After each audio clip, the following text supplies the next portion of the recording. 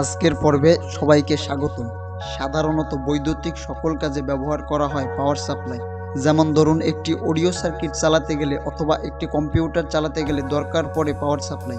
তবে এখানে গুরুত্বপূর্ণ বিষয় হলো অডিও সার্কিট এবং কম্পিউটার চালানোর এই দুইটি পাওয়ার সাপ্লাই একই ক্ষমতা সম্পন্ন নয়। আবার আর্থিক খরচের একটি বিষয় আছে।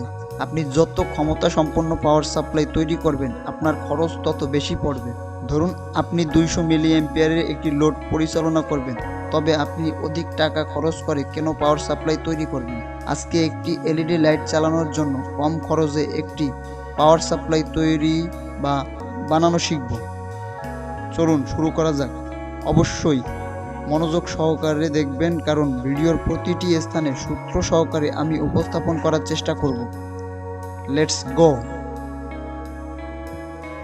এই সার্কিটে প্রয়োজনীয় কম্পোনেন্টগুলো হলো একটি পিএফ ক্যাপাসিটর, 2টি রেজিস্টর, 4টি ডায়োড, একটি ইলেকট্রোলাইট ক্যাপাসিটর এবং একটি এলইডি বাল্ব। প্রতিটি কম্পোনেন্টের আমরা ক্যালকুলেশন করে এর মান বের করব। আমরা যদি একটি পিএফ এবং একটি এলইডি লাইটকে সরাসরি এসি কারেন্ট 220 ভোল্ট বা 230 ভোল্টে সংযোগ করি, তবে এই লাইটটি নষ্ট হয়ে যাওয়ার সম্ভাবনা অনেক বেশি থাকে, কারণ এলইডি প্যানেলগুলো সাধারণত ডিসি প্যানেল হয়ে থাকে। তাই এই এসি কারেন্টকে আমরা ডিসিতে রূপান্তর করার জন্য আমরা ডায়োডের মাধ্যমে ব্রিজ রেকটিফায়ার তৈরি করব। আমরা 1N4007 এই সিরিজের 4টি ডায়োড ব্যবহার করব এই সার্কিটে।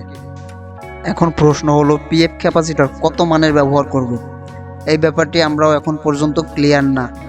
চলুন ক্যালকুলেশনের মাধ্যমে আমরা বের করে নিব কত মানের পিএফ ক্যাপাসিটর এই সার্কিটে আমরা ব্যবহার করব।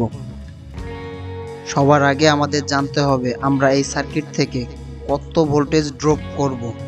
ধরুন, আমাদের কাছে যে লোডটি আছে এটি 24 ভোল্টে চলবে, কিন্তু আমাদের যে সঞ্চালন লাইন বা সাপ্লাই লাইন সেটি সাধারণত 220 থেকে 230 ভোল্ট পর্যন্ত হয়ে থাকে। এখন আমাদের বের করতে হবে সঞ্চালন লাইন থেকে আমাদের লোড পরিচালনার জন্য কত ভোল্টেজ ড্রপ করা প্রয়োজন।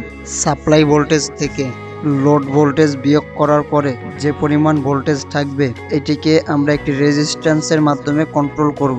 ধরুন, আমাদের সাপ্লাই ভোল্টেজ হচ্ছে 230, কিন্তু আমাদের লোডের ভোল্টেজ হচ্ছে 24। এখন সাপ্লাই ভোল্টেজ থেকে লোড ভোল্টেজ মাইনাস করার পরে আমরা R=V/I এই সূত্রটি প্রয়োগ করব। এখানে ভি বোঝানো হয়েছে যে ভোল্টেজটি ড্রপ করা হবে, আই বোঝানো হয়েছে লোড কারেন্ট। আমরা ধরে নিলাম আমাদের সার্কিটের প্রবাহিত কারেন্ট 50 মিলি অ্যাম্পিয়ার। আমরা এখানে রেজিস্ট্যান্সকে ক্যাপাসিটর রিঅ্যাক্ট্যান্স বলতে পারি। আমরা এখানে পিএফ ক্যাপাসিটরের মানটি নির্ণয়ের জন্য C=1/2πfxc এই সূত্রটি ব্যবহার করব। আমাদের ক্যাপাসিট্যান্স ভ্যালু 770 পিকোফ্যারাড। এই 770 পিকোফ্যারাড এই মানের সমান একটি ক্যাপাসিটর নিব। যদি এই মানের সমান কোনো ক্যাপাসিটর না পাওয়া যায়, তবে এর কাছাকাছি যে ক্যাপাসিটরটি পাওয়া যায় আমরা সেই ক্যাপাসিটরটি এই সার্কিটে ব্যবহার করব। এই পিএফ ক্যাপাসিটরটির 2টি টার্মিনাল আছে, যার এক প্রান্তে এসি লাইন এর একটি তার সংযোগ করব এবং পিএফ ক্যাপাসিটরের অপর প্রান্তে ব্রিজ রেকটিফায়ারের একটি টার্মিনাল সংযোগ করব। ব্রিজ রেকটিফায়ারের আরেকটি টার্মিনালে এসি লাইনের আরেকটি তার সংযোগ করব। এখন এই রেকটিফায়ারের আউটপুট টার্মিনাল থেকে পজিটিভ এবং নেগেটিভ তার 2টি ডিসি লাইটের সাথে সংযোগ করব। আমরা জানি ক্যাপাসিটর সাধারণত বিদ্যুৎ সংরক্ষণ করে, কিন্তু এই পিএফ ক্যাপাসিটরটিকে আমরা পাওয়ার সাপ্লাই হিসেবে ব্যবহার করব।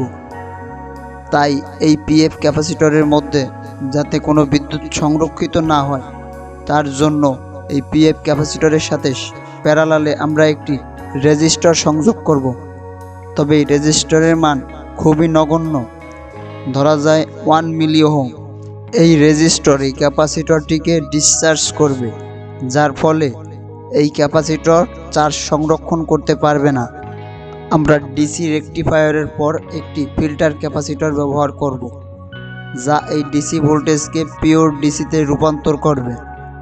ডিসি ক্যাপাসিটরটি অবশ্যই 400 ভোল্টের দিবেন এবং 30 মাইক্রোফ্যারাড হলেই এই সার্কিটের জন্য যথেষ্ট।